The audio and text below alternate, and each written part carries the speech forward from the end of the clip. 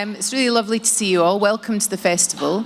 My name's Zoe Venditozzi. I am part of the team of two that runs Witches of Scotland, the campaign, which is why they've asked me to come here today to talk to Carolyn because of her book. So what we're going to be doing tonight is we are going to have a reading, and then we'll have a chat, and then we'll take some questions from the floor. So it'd be great if you could have a think of questions while we're chatting, and also don't forget to fill out an evaluation form afterwards. So there's either physical copies or you can do it online. It's important for the future of the festival. So I think without any further ado, I'd like to introduce tonight's guest. She is a poet as well as a writer of fiction. You teach on the University of Glasgow's creative writing course. She's marvellous, all-round good egg. So I think I'd just like to say welcome to stage, Carolyn Jess Cooke. Thank you very much. Thank you. Can you hear me okay? Yeah, great. Okay. Now, on the book, of course, you're C.J. Cooke. C.J. Cooke on the book, yes, but my name is Carolyn Jess Cooke. Not too much of a leap there. I just suddenly thought there may be the Carolyn bit's like a secret. No, you're not just CJ, right? No. Okay. And we're going to be talking tonight about our book, The Lighthouse Witches, which is fantastically for sale up at the front. If you've not bought it already, definitely worth getting. So, okay. Carolyn, thanks for coming. Oh, you're welcome. So I thought I'd start off by reading a wee excerpt to create the mood and bring some atmosphere, some spooky atmosphere. So this is from the beginning of the book. The book is... It's set in different time periods. It's inspired by the Scottish witch trials, so there is a historical element to the book, you might say. One of the time zones one of the narratives takes place in 1998, and that concerns a single mother who is an artist. She gets a commission to paint a mural inside this decommissioned lighthouse on the coast of a Scottish island, and she takes her 3 daughters there. So this is them arriving and having a look around the lighthouse, which is called the Longing. The lighthouse stood 20 feet away from the bothy towards the far end of the cliff. We all pushed against the wind towards the heavy metal door at the base. I could make out an object wrapped around the handle, a tree branch. I made to pull it off, thinking it had been blown on there by the wind and become stuck. Isla stopped me. "Rowan wood," she said, "it's for protection." I had no idea what she meant, but I stepped back as she tried to leverage the door open. Finally, it shifted. I lifted Clover onto my hip and held Luna's hand tight as we followed Isla inside. "Bloody hell," Safi said, looking around. "This place is rank." I shushed her, but couldn't help agreeing internally. I'd never been inside a lighthouse before. I'd expected floor levels, an enclosed staircase. The Longing, however, was a grim granite cone. A rickety staircase was pinned loosely against the wall, spiraling Hitchcock style to the lantern room at the very top. The place reeked of damp and rotting fish. I wondered why we were standing in an inch of black liquid until Isla explained that one of the lower windows was broken and seawater had poured inside and pooled on the floor. "I gather you'll need something to pump it out before you start," she said. "Mr. Roberts is turning it into a writing studio, is that right?" I asked, and Isla nodded. "He's not published," she added, "just a hobby. I wouldn't be expecting him to produce the Iliad or anything like that. He bought it last year and didn't seem to know what to do with it. Next thing I know, he's asking me about getting a painter in to prettify it, make it into a writing studio." She gave a shrill laugh. "Who ever heard of such a thing? Surely all you need to write is a pen and paper." "Maybe the views will inspire him," I offered. "Aye, inspire him to go off sailing, more like." We were shrouded in darkness. Clover was clutching onto her toy giraffe, whimpering to go home. Bats flitted overhead. Moonlight dribbled from the small upper windows, revealing the height of the place. "It's 149 feet tall," Isla said, swinging her torchlight to the very top. 138 steps to the lantern room. "Braw views up there. I can show you when it's light." Her torchlight rested on patches of paint that had crumbled off, revealing raw stone. About halfway up, someone had graffitied a section of the wall in garish shades of lime green and black. "There was a break-in," Isla said darkly. outsiders, you see. We get them here a lot more now since the rental properties on the east side opened up. And the Neolithic Museum, that's new, you should take your girls. Isla reassured us that break-ins like this were rare, that tourists, or outsiders, didn't frequent the place often. Long Haven's population was predominantly grassroots, with 60 or so archaeologists from the university working at the Neolithic sites. Some of the younger population had inherited crofts that they didn't want to live in, so they had started renting them out. The older population objected strongly, both to the younger islanders moving away and, as a result, drawing outsiders to the island to rent out the crofts. Break-in aside, I was intrigued by the longing. As an artist, two of my favourite things were shadows and curved angles, and this place had both in spades. The shadows seemed alive, like the wings of a giant bird, stirred by our presence. It was creepy, but also elegant. I loved how the staircase whirled upwards in increasingly narrower circles within the cylinder of the structure, how the lack of right angles gave every small edge extra significance, how the architecture drew my gaze upwards.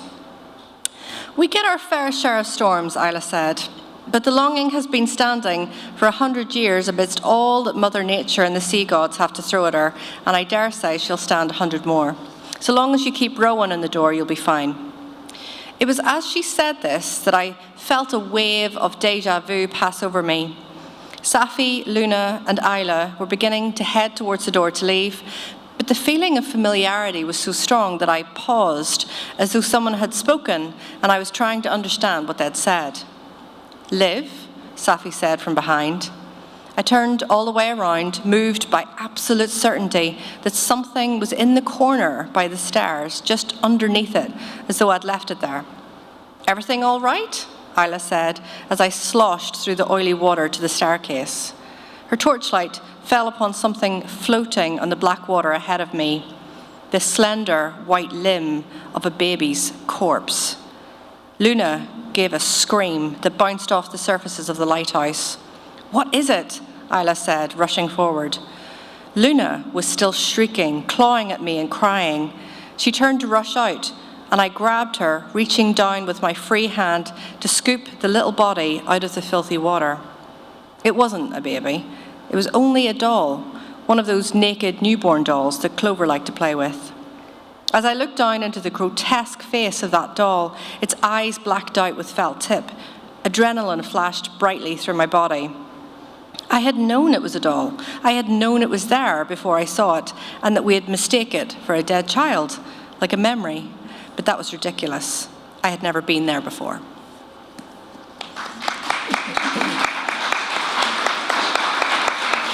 So, Carol, I'm going to start off asking you the most hackneyed of questions. Where did you get your idea for this from? It's a good question.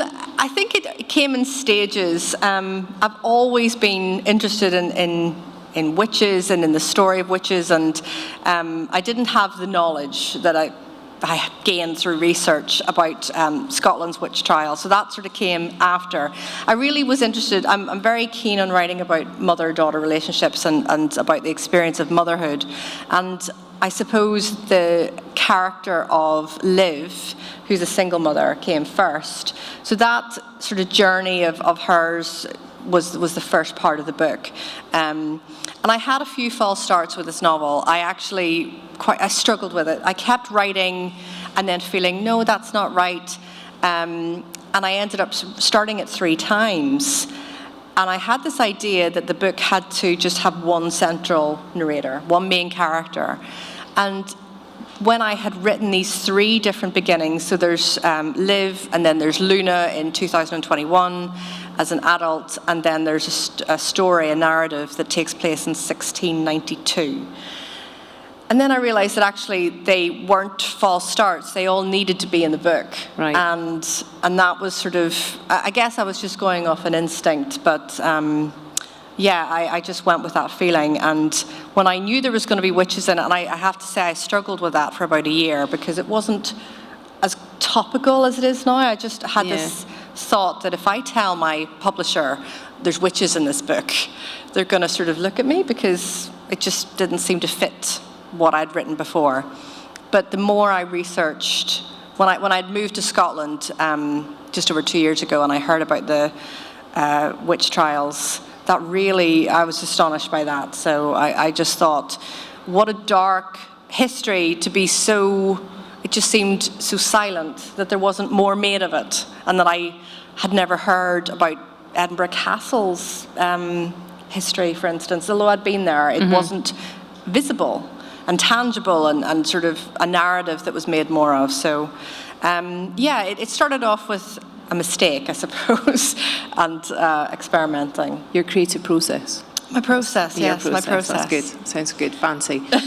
So, the book has these 3 different timelines, and I don't want to give anything away, and it's really, you're completely right to go with those 3 things, because you need to know what's going on in each of them. You know, they're complex and they weave together. Did you know at the beginning what the end was going to be? No, I didn't. I really struggled for quite a long time with this book, because I had these 3 timelines. I think I was very much and am very much interested in writing about time. And I don't want to give away too much about the book, but in terms of our relationship with time and our relationship with the past, and that, I suppose, comes from my interest in writing about trauma. I think, when you've experienced trauma, it disrupts your experience of time, and I'm very interested in that just more broadly. So I was thinking a lot about time, and my last book dealt with climate change in a sense, or our relationship with nature. And again, time is part of that, because you hear about, or at least I'd seen these news articles where they uncovered a 42,000-year-old worm from the depths of Siberia, and it was still alive. And I just thought, oh my gosh, that's so weird and creepy. And it just, the ancient past seemed to come into collision with the present. So, time was very much part of my thinking. Does that answer your question? I've now lost what your original question was. What I quite like there is you've echoed the idea about stuff getting kind of tangled together and the nature of time. And I think it's an interesting one. My creative process feels very messy.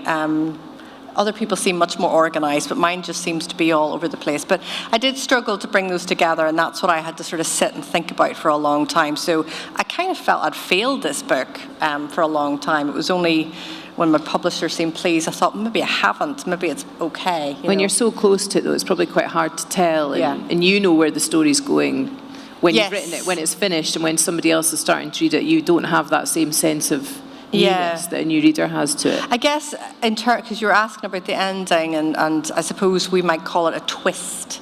The twist was there from the beginning, but I didn't know how to successfully tie that together. So, okay. And did you mention before that you didn't have the knowledge at the beginning that you had as you researched, as you're writing it? Did you have to do quite a lot of research? Yes, and actually, the more research I did, I just felt the less I knew. I kept finding that I would just go down, a sort of wormhole and discover a lot of history that I thought, why do we not know this? Why is this not sort of, because even I live 20 minutes away. So when I moved here and found, I can't even remember how I came across this information, but it was quite by the by. I think it was through my work at the university that I came across it, and I just thought, that's tragic. I think it was Bishopton, which is 5 minutes from where I am, and it was, these 2 little boys which were on trial for witchcraft, and one of them was the age of my son at the time, 11. And I just thought, I didn't even know that Scotland had witch trials. I thought that was just America and a wee bit of England. It just opened up this chapter of history that seemed to tell me a lot, actually, the more I researched about, contemporary gender politics. And there was a lot of back and forth. There was a dialogue happening for me between history and the current moment. It wasn't just I mean, is it ever, I suppose, just consigned to history? That's the thing. Well, no, because we know it's part of the campaign that we've got with the Witches of Scotland, that it is a contemporary issue. There are still people, mostly women, generally vulnerable in certain parts of the world, that are being accused of witchcraft now, today. Yeah. You know, so it's not something that's gone away. And I think it really speaks to how sometimes in communities, people will pick on the vulnerable in some way. Exactly. Which, you know, is awful, but is also endlessly fascinating in fiction as well, though, is looking at dynamics like that.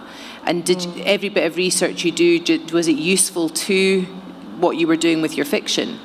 Yes, at one point I was going to set the island on Bute, because I wrote there a lot, and I did some research into some of the witch trials that took place on the Isle of Bute, but I chose not to because I didn't want, you know, the people of Bute not to like me, because I'm very fond of Bute, and I thought I want to go back. So, but I did research. I looked at the archives and some of the names. I mean, the archives aren't complete, of course, but one of the names that was there was Amy, who is in the book. Oh gosh, I've forgotten her surname.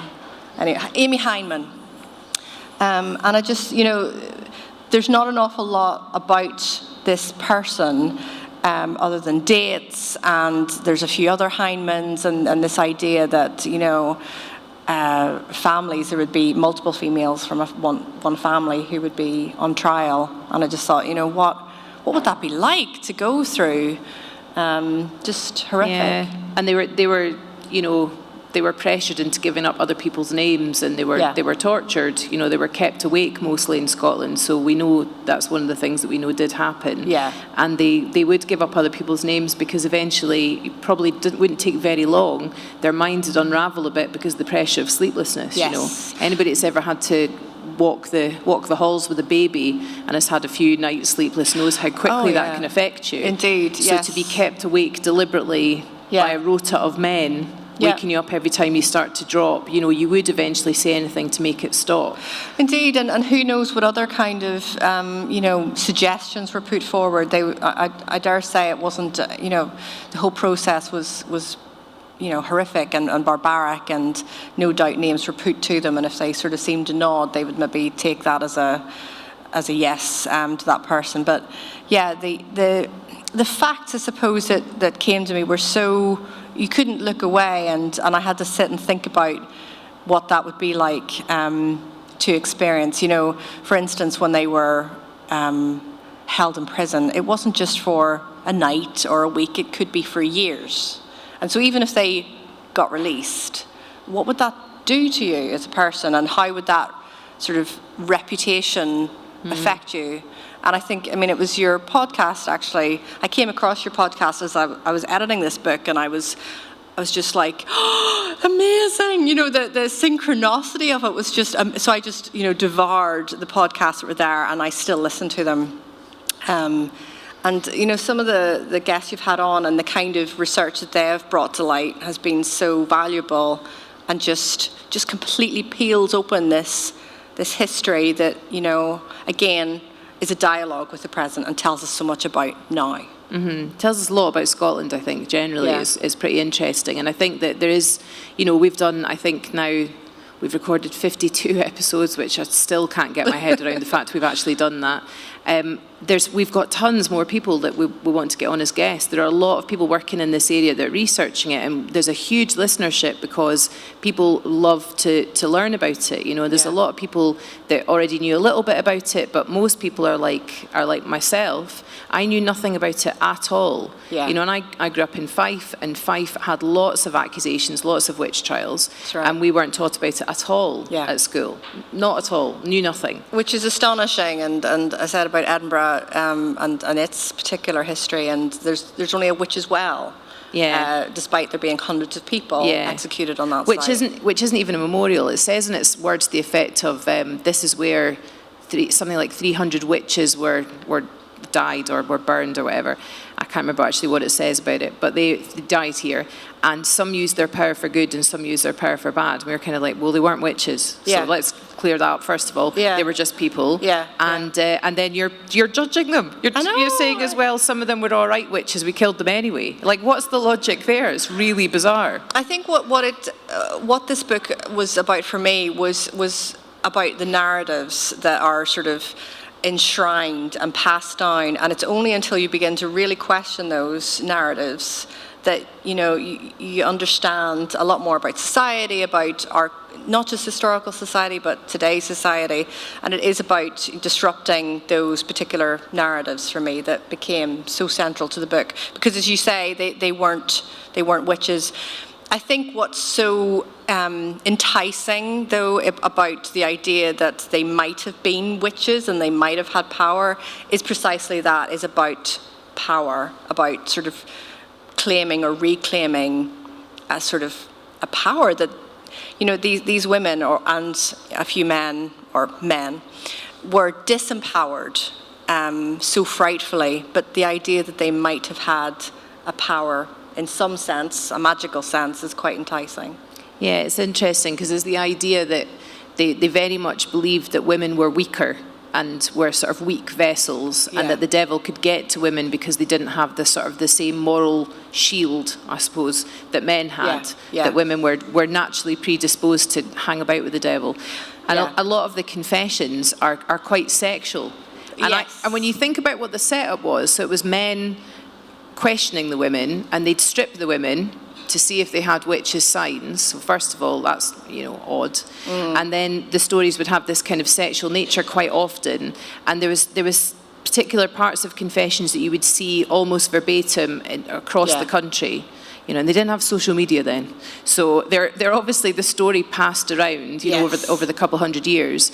It is very strange. Because you can see the tropes in the confessions, can't you? It's always about transforming into a cat or a dog, or the devil's a dog, and there's a dancing and a sexual element, and it is sort of remarkable how those get repeated. And there's just no logic to it at all, because if you could turn into a bird, would you not turn into a bird when you were captured and fly away? Oh, indeed. I mean, indeed. And if the devil was your mate, would you not have the devil appear when you were, and he'd smite everybody around you? Indeed. It makes no sense. Yes, None at all. It doesn't. So the island that is set on is entirely fictional then? Yes. Does it bear any resemblance to Butte, or is? I guess it does. It probably does. Certainly. So I lived in Whitley Bay. I'm Northern Irish, obviously, but I've lived away since early 2005. But we lived in Whitley Bay for about 8 years, and there's a lighthouse. If you're familiar with Whitley Bay, there's a lovely lighthouse called St. Mary's. Go there, it's great, and that's basically what The Longing is based on, because I would often go there. Long before I thought of writing a book, I just kept thinking that this is just a perfect setting for a novel. I think, once you're starting to write novels, everything becomes filtered through this. Could this be a novel? Mm-hmm. So yes, that's where that came from. But I think Long Haven, the island, is probably based on a multitude of different islands, and even Northern Ireland, because I think there's something about being on an island that is just quite different, and there's logistical things such as getting stranded, which I got stranded on the Isle of Arran, which is great actually, because it made me really think, you really are dependent on the weather and the ferries. So I was thinking a lot about that sort of I guess small town mindsets, and people feeling very tied to a place for generations, and that sense of ownership, and as the extract I read from the sort of incomers, the implication they don't like incomers, outsiders, and all of that was very much part of it. And the setting's really, really key to the story, isn't it? Because it's got this really eerie, I've read a few reviews while I was preparing for today, and they nearly all had the word eerie in the review.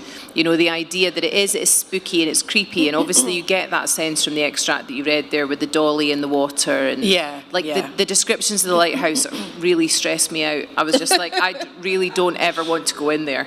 I guess if you're not fond of heights, I have to say actually that did come straight from St. Mary's, because I think one of my kids had a birthday party in the lighthouse once. They sort of Birthday in the lighthouse? For real, they hire it out for weddings and for birthday parties. So we were taking this group of 5-year-olds up, but it's literally, it felt very unsafe. It's a health and safety nightmare. Well, I was sort of clinging to the walls because the staircase was very rickety and it just literally looped around the interior.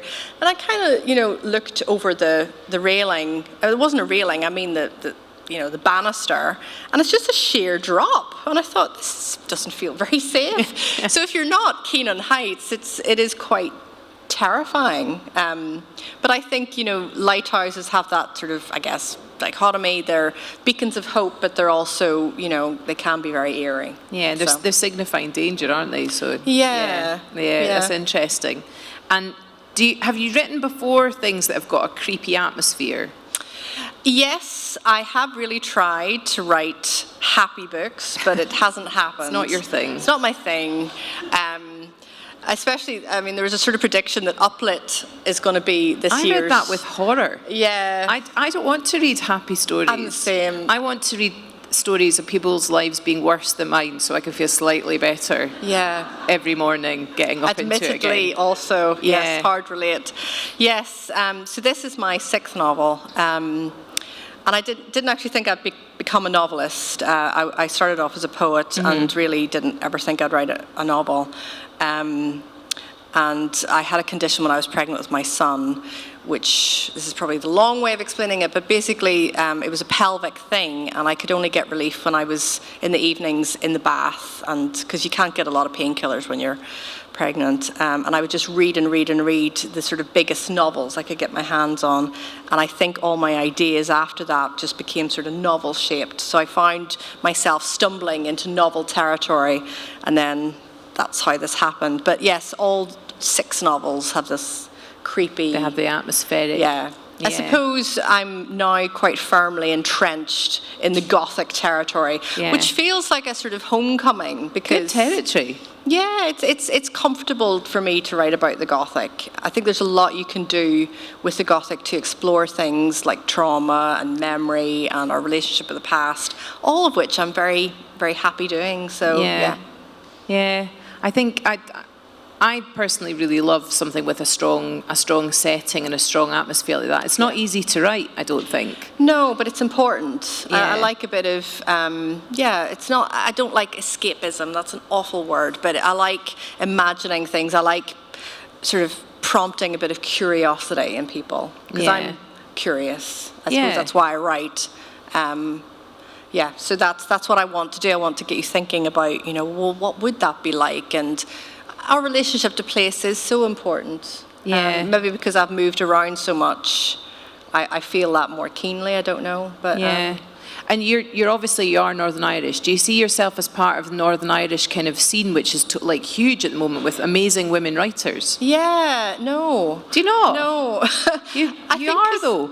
Well, I don't live there though, and I think that's. Because I'm not there, it's a bit different. I've been away for so long. I lived in Sydney for a bit, and then I moved to England. Obviously, I didn't lose my accent. People would still say, "Are you on holiday?" Which is funny. But so not really, no. Maybe I am, but because I've been away so much, it's sort of... You're a writer of the world. A writer of the world, yes. And do you think that having the poetry, because you still write poetry, you've recently put out a book of poetry, haven't you? Yeah. So does that inform your fiction writing? I think it does. I don't know if there's any writers in the room, but I think... There's always writers in the room at a book festival. I hope so. Can you put your hand up if you're a writer? Don't be shy, you're amongst friends. I think, great. Good I think that's really good. So in terms of writing and writing across forms, I actually believe in that very strongly because, as I said, I really was a poet. That was me. I just had no interest in... I wrote stories when I was younger, and I wrote a couple of novels when I was in my teens, but as I got older, it was poetry I was sort of wedded to. I felt you could do more with poetry. It's actually probably my attention span, because at least I could write a poem in an evening, whereas a novel just felt like this huge thing, which it is. But I just find that both these forms use different parts of my brain. But the attention to language and poetry, I think, is really important in writing a novel, to bring things to life. So that was a good discipline, I suppose, to start with, was thinking very, very carefully about every single line and every word, because language is important, and it's important to story. So I find that with each kind of form that I experiment with, it all feeds in somehow. And even if, because I've actually had some books that will never see the light of day. They haven't been published. I've written more than 6 novels, shall we say, and they'll never be published. But bits of those have found their way in. So I think I was actually writing in those novels the things that take place in The Lighthouse Witches have sort of found their way through and percolated for a while. Yeah, nothing's wasted, is it? No, it's not. It's not wasted. Always either goes back in directly or indirectly. Yeah. I think. Yeah, it's interesting. And how does it sit with you when you're writing, the fact that you're teaching creative writing as well? Yeah, I love it. Actually, we teach an MLit program, and we have PhD students. So it's mostly postgraduates. It's people who have been working for a long time on their books or their projects and their craft, and it actually feeds through it all. So it's, I guess, what I do as a writer, I teach. I think it would be weird to not have that system, but conversely, I find that the things that I teach sometimes come back into my book. So it's a nice reciprocal process, I think, which is good. So even though I do work full time, and sometimes, yes, there's more to teaching in academia, and it's a lot to juggle. Nonetheless, at least my job is not disconnected from my writing. It's all part of it, which is really good, really helpful. And just before we go to questions from the floor, what are you working on now? And it's okay if you don't want to talk about that. No, I'd love to, actually, because I'm editing it. It's due, I've got to send it back to my publisher in mid-March, which is, it's not long. It's not long. It's set in Scotland on the Scottish borders in the 1960s. It's called The Ghost Woods. And it's set in a mother and baby home. So I'm looking at that. Again, that was another moment. I was like, oh, wow, that was a thing. Yeah. Right. So pregnant women, if you weren't married, you had to go to, well, there was pressure, shall we say, to go to a mother and baby home and have your baby adopted, and sort of be hidden away. So it's set in a mother and baby home, and it's about a relationship that forms between two of the girls, the women who are there having their babies, and the history, shall we say, of the place that they're staying in, because it's not an institutional mother and baby home, it's a residential home with a past. So. Remind me to tell you about a short story I've just recently read. I can't remember the name of the writer or the collection, but it's a really horrible, scary, gothic story about mother and baby home. It's horrifying. I will definitely. I think that's a really, really rich area to write about. I look forward to reading that. So that's called Ghost Woods, The Ghost Woods, it's out in October. So cool. I'm hoping to see the cover on Monday. It's I'm really hoping it's the same designer who did this, because when I saw this cover, I was like, oh my gosh, this is the cover of dreams. It's lovely. Wow. So have we got any questions? I believe that we have 2 people who've just stood up seamlessly. That was really good. Who are going to go around with mics. So if you could put your hand up, please, if you have a question. It's quite dim, so I'm going to have to do this.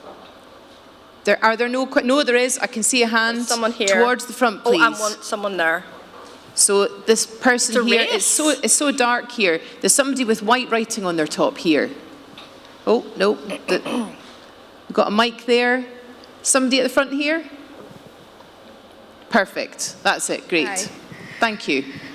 Hi. On the point of what you were saying about the sign or the well at Edinburgh Castle, I think that is a hilarious and tragic commentary on power dynamics in that time, especially saying some use power for good and evil, when the same really could be considered of the people who were in charge of said trials.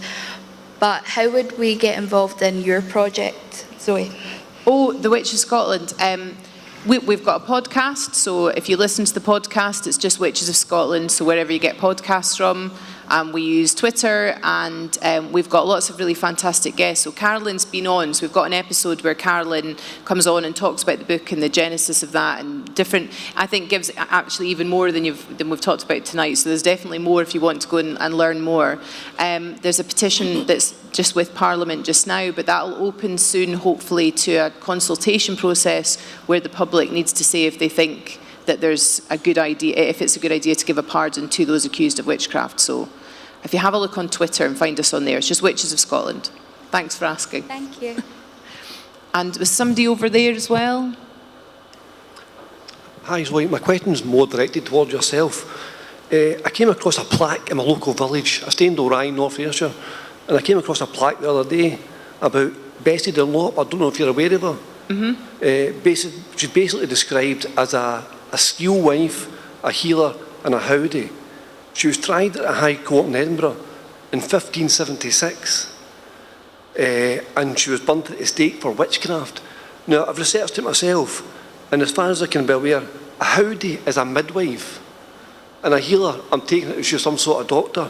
I don't know what a skeely wife is, but she got tried at Edinburgh and she was burnt at the stake in 1576. She came from the village of Ryan, North Ayrshire.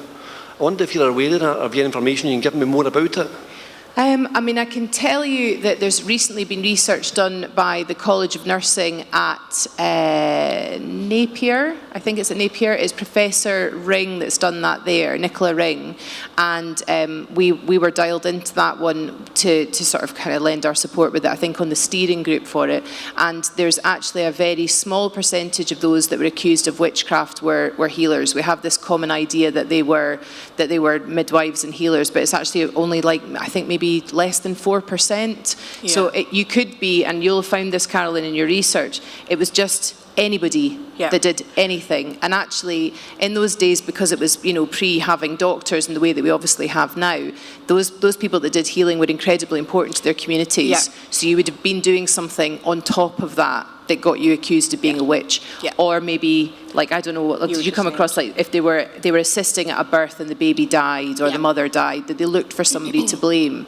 But they generally were, I mean, you'll have seen, Carolyn. They were quite valuable, so it wasn't just the healers that were, it was, yeah. And there's various kind of arguments about, why certain, because in, I think, the Baroccan case, which is in Paisley, there was about 30 people accused, but a lot of people were able to apparently buy their way out of being executed. It was the poor people who couldn't that were executed. So there's quite it's a tale, I think, that tells us a lot about scapegoating. Yeah, and status and power, it tended to be, it was 85% in Scotland were women, and obviously the rest were men, and it tended to be women that didn't have status or didn't have a husband, or sometimes the men that were accused and then ultimately executed were brothers or sons, or occasionally husbands of women that were accused, and when they went through the process of torturing them, they gave up those names,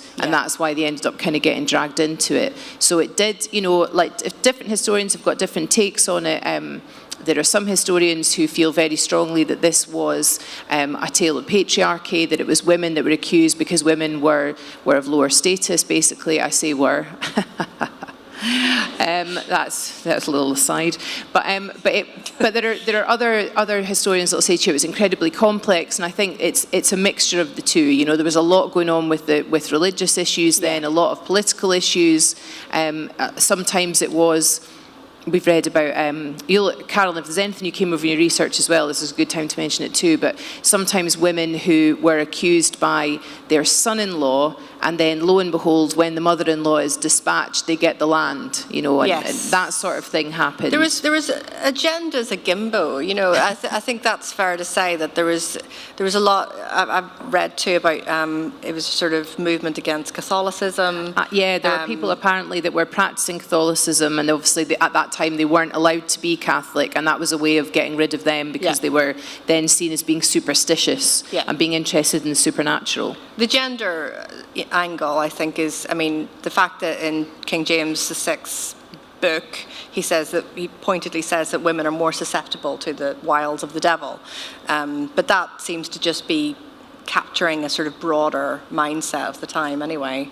So I think there is so many different layers to the reasons why people, some people find themselves in this situation, for sure. And it wasn't just people who were executed. There were so many people who were banished and separated from their family, and then it affected generations as well. So I can't remember which guest it was in your podcast, but someone said that she did this incredible piece of research where they looked at the treasury accounts, or the financial information basically, and you would have a sort of record of people who were turned away from the poor fund because they were related to a witch. Yeah, that might have been Judith Gorman, I think, maybe. She's doing a lot of research in Forfar, and the stuff she's coming up with is really interesting. We're going to have her back on again. Yeah. But her whole thing is follow the money.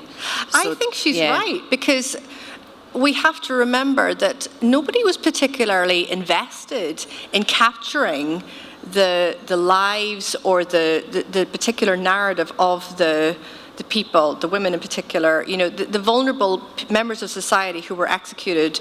Nobody was interested in capturing that information. I mean, other than the sort of, I guess, the sort of bald statistics or the names of the folk that are in the archives. But I think she's right. When you look at the financial records, you can build a picture, because people will note down something about money. Well, I mean, one of the things they noted down about money was things like how many candles that they'd need. Yeah. So, initially you look at that and you sort of think, well, that's quite innocuous. Obviously, they didn't have electrical lighting. But the reason they had the candles was it was so they could keep them awake all night. So they needed a certain amount of candles, obviously, so that they could keep waking them. And every time they dropped off, there would be a different man. They'd do them in shifts, obviously, who'd be there to kind of, walk them so they'd wake back up again so they could keep going. And also firewood. So you could see that in the accounts that they needed firewood, because we have this common misconception again that they were burnt at the stake, and that didn't really happen in Scotland. What happened in Scotland was that they were strangled or garroted. Quite often they were garroted on the wood that they were going to get burned on. So they'd garrote them, and then they'd set it on fire. And the reason they set it on fire is because we had this strong conviction in Scotland that if you didn't destroy the body, that the devil could reanimate the body, and they'd be what's known as reveneers, and they could then walk the land and do the devil's bidding. So they very comprehensively destroyed the bodies, and also that then denied them a Christian burial. Yeah. And at this time, they were Christians. They were absolutely Christians. They weren't pagans. There's sometimes a story that they were Wiccans. That's a modern invention. People had like a little bit of what we'd think of as kind of folk magic that was still kind of bound in with like their prayers and things, but they were absolutely Christian. Yeah. And they really genuinely believed that the devil was there. So if you denied people their sort of their structure, what their thoughts were, that they would then die and they'd go to heaven. If they didn't have bodies, they couldn't do that because they weren't buried.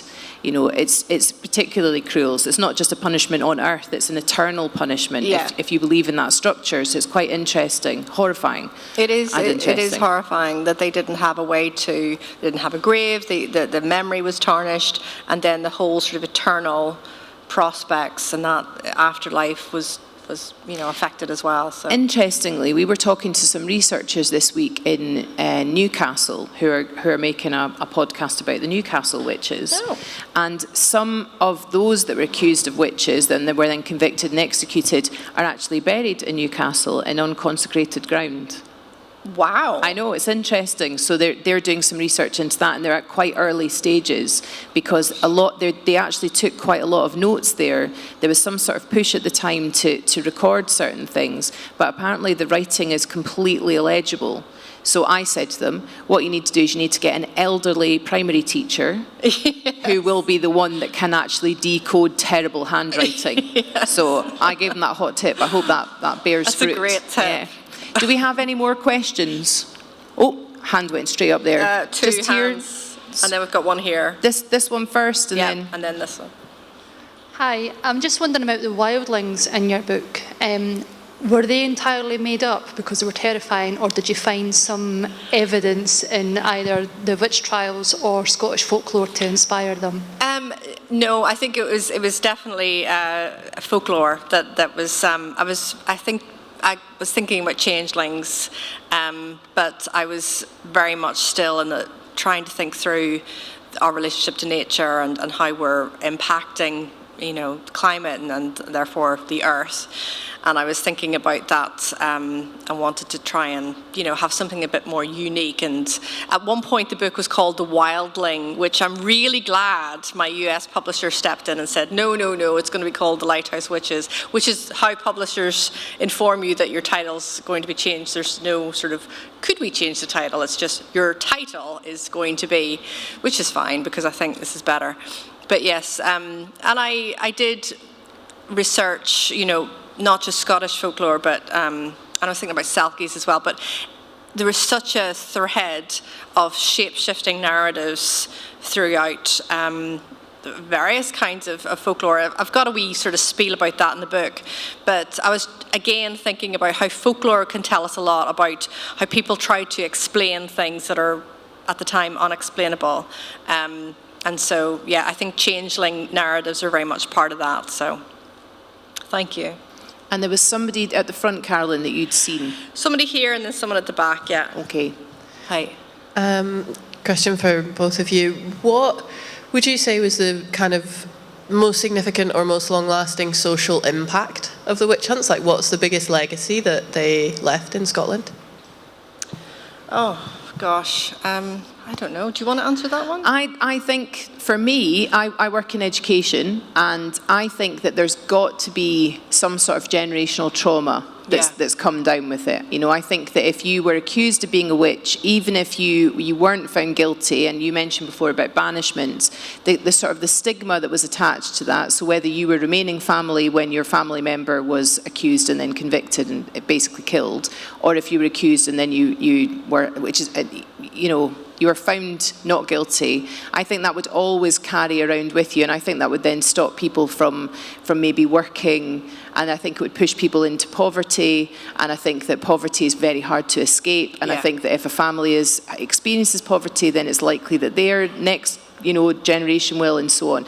So I think that it's arguable that could be one of its lasting legacies in Scotland.